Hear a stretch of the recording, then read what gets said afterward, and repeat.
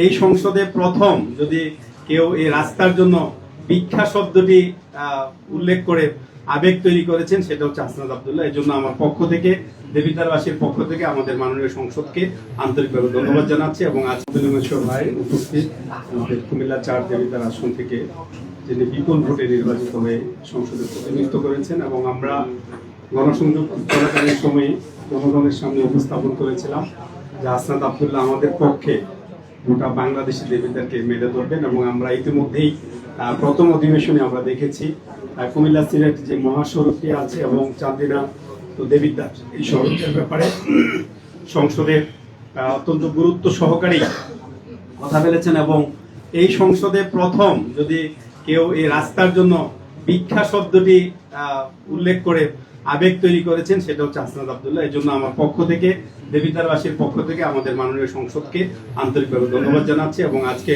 আমাদের উপজেলা নির্বাহী অফিসার এবং আজকের এই প্রকল্পের যারা সর্ব জনপথের বিভিন্ন পর্যায়ের যারা কর্তৃপক্ষে এসেছেন এবং দেবিদ্বারের সুশীল সমাজ এবং সাংবাদিক বন্ধুগণ সকলকে আমার পক্ষ থেকে আমি আন্তরিক ধন্যবাদ জানাচ্ছি। আমি সাইফুল ইসলাম শহীদ, উপজেলা পরিষদের সাবেক ভাইস চেয়ারম্যান এবং বাংলাদেশ জামাত ইসলামী কুমিল্লা উত্তর জেলার সেক্রেটারির দায়িত্ব পালন করছি।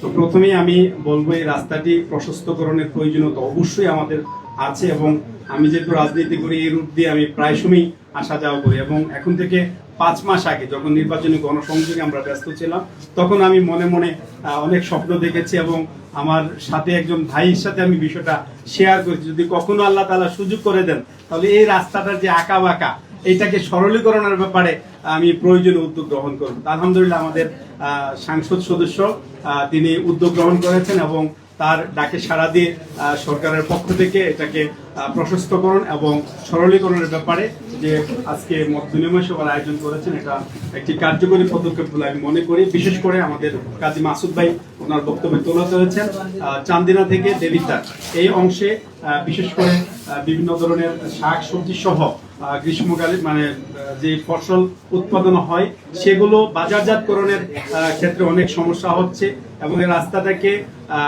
লম্বা সময় ব্যবহার করার জন্য অতি সম্প্রতি বাগুর বাজারে সড়ক জনপথের মাধ্যমে একটা ডিভাইডারও দেওয়া হয়েছে। এটার কারণে দেখা যাচ্ছে বাগুর বাজারের ব্যবসায়ী থেকে শুরু করে এই এলাকার মানুষের অনেক ভোগান্তিরও শিকার হচ্ছে যদি রাস্তাটি করার জন্য এটা করা হয়েছে। এবং রাস্তায় কিন্তু বড় যানবাহন কিন্তু চলাচল বন্ধ হয় নাই। এখন দেখা যাচ্ছে যে এদিক দিয়ে ঢুকতে না পেরে অনেক গাড়ি আমরা দিকে একবারই ক্যান্টনমেন্ট হয়ে বিড়াল্লা দিয়ে তারপরে এই রোডে গিয়ে তাদের প্রয়োজন কিন্তু সারতেছে। তারপরেও কিন্তু আমরা যেই টার্গেটে সেখানে ব্যারিকেডটা দেওয়া হয়েছিল এটা কিন্তু আমরা পুরোপুরি বাস্তবায়ন করতে পারছি না। তো রাস্তাটা যদি প্রশস্তীকরণ হয় তাহলে এই সমস্যাটা অনেকাংশেই লাঘব হবে, এবং এলাকায় যারা আলু চাষি এবং সবজি চাষ করে তাদের বাজারজাতকরণের ব্যাপারে অনেকটা সহজ হবে, এবং এই এলাকা অর্থনৈতিকভাবে একটি সমৃদ্ধ উপজেলায় পরিণত বলে আমি বিশ্বাস করি।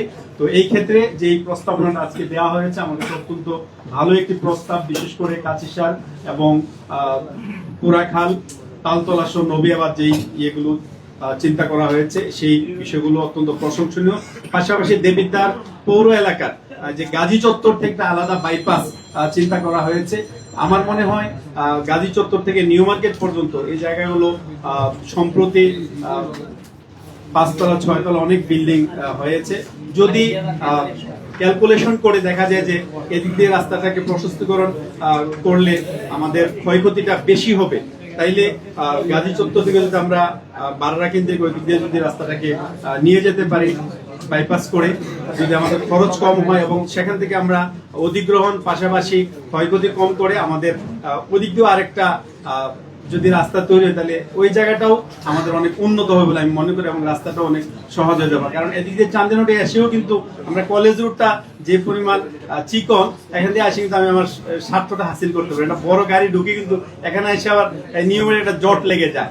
এই জটটাকে যদি আমরা নিরসন করতে চাই, যদি গাজী চত্বর থেকে একটা বাইপাস যে প্রস্তাবনা দেওয়া হয়েছে ওইটাকে যদি বাস্তবায়ন করা যায় তাহলে আমার মনে হয় এটা অনেকটা আরো উপকৃত বেশি হবে বলে আমি মনে করি। তো আজকের এই আয়োজন এবং উদ্যোগে আমি সাধুবাদ জানাচ্ছি, এবং অতি সত্বর আমি আশা করবো এটা কার্যকরী করে দেবিদ্বারবাসী তার সুফল ভোগ করবে। সবাইকে ধন্যবাদ। আসসালামু আলাইকুম।